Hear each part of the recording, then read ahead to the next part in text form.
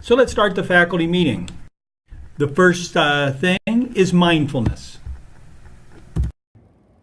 The thing I love about Phoenix is we are so great at a lot of things. One thing in particular is filling a kid's toolbox with wonderful tools and skills. We fill their box with job skills, with social emotional skills, with career skills, with soft skills, and now we're going to fill their toolbox with the skill of focus, which is called mindfulness. Check this one out. I think when you're learning to juggle, in some ways it's a bit like learning to meditate. It's quite sort of overwhelming. You don't really know how to do it. You have an idea maybe of how to do it, but you don't really know how to do it. And the same is true of meditation. There's often lots of preconceptions and misconceptions, but there's something really nice about learning a new skill.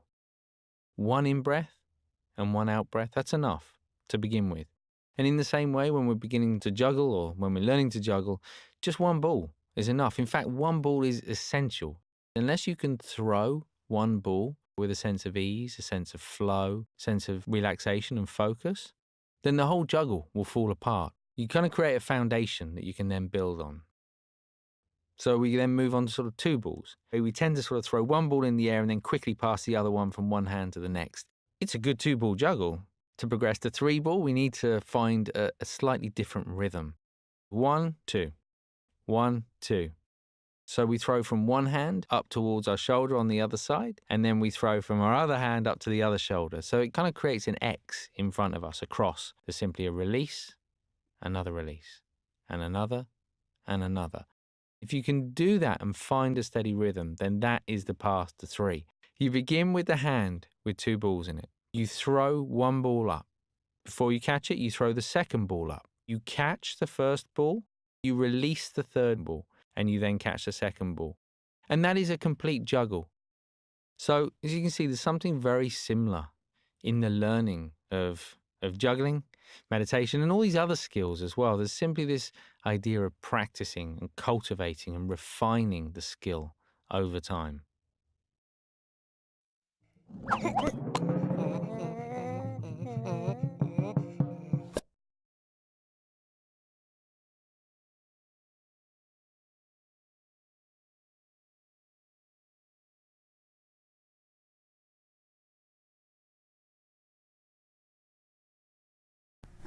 It's now time for the traveling trophy.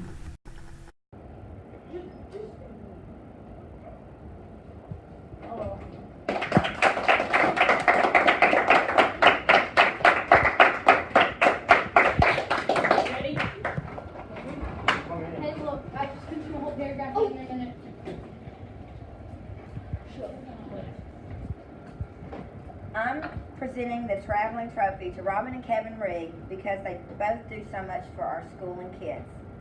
They put the awe and awesome, the wonder and wonderful, and the extra and extraordinary. And we really appreciate everything you've done for our school. So I got this award last week and I'm passing it to you all, then you can pass it to someone else. Oh, okay. I couldn't fit it in the box. Yeah, there you It's really cool. go. Well, thank you. Here, you carry that out. Thank you, guys. We appreciate that. Don't drop that big silver boy. Message from JCTA. Hi, this is Karen Schwartz, JCTA rep. I want to encourage you to go online to www.telkentucky.com and look up our TEL results. They're there for listed by school. It's listed under the Phoenix School of Discovery. Want to encourage you to wear red tomorrow because we're all concerned about our pensions. Speaking of concerns, if you have any concerns you would like us to share, your 4 JCTA PRs, Jeff Harden, Karen Schwartz, Mary Dennison, and Lindsay Hughes, we're meeting tomorrow after school. So if you have any concerns you'd like for us to bring out. I do want to point out, last week I went to a union organizing meeting and we were the only school there that had more than one PR. So I was really glad that we've been well represented. As always, you can talk to one of us and we always do the best we can. Thank you. Mr. Harvey has a message about professional development, which we did at the beginning of the year, the Flex Day. I had an announcement about professional development. On Friday, that's Flex Day, and so if you have 12 hours, earned those so far, you have the day off. Something I want to mention, on the second day of school, we had that non-Flex Day, everyone earned their 6 hours. Well, JCPS has not posted those hours yet.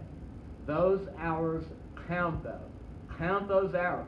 I know they're in the system, but we have records of that. So whatever is in TD Central, the hours you have right now, add 6 hours to that. You have those. Those are official. They just have not done the process of posting those yet. The final topic is Blackboard ILP, which will take place tomorrow on October 4th. If there is some kind of difficulties, you're more than welcome to do it on Thursday rather than Wednesday, or you can do it both days. So this week what they're going to do is use their ILP. They're going to use 3 different colleges, and they're also going to use social media as a way of communicating the information about their college. So they're going to go to their Phoenix Individual Learning Plan, and it's going to be your name at the end of it. From there, and I'm going to go into preview mode. From there, they're on lesson 2, Let's Explore College. So once they click on that, there's 5 steps that they're going to have to follow. Step 1, 2, 3, 4, 5. Hardest part is get them to read directions. Also, the video, you can see where it says please cheat on that. You want to make sure you tell them that the entire video has to be watched. That way there's nothing missed when they're going through this. Also, the step number 2 is going to be a vocabulary review. A lot of them don't like reading, don't like doing vocabulary. If you would like to help them with it, there's only 4 questions. If you want to help them through it, you're more than welcome to do that as well. So now they've watched the video, they've gone through the vocabulary review.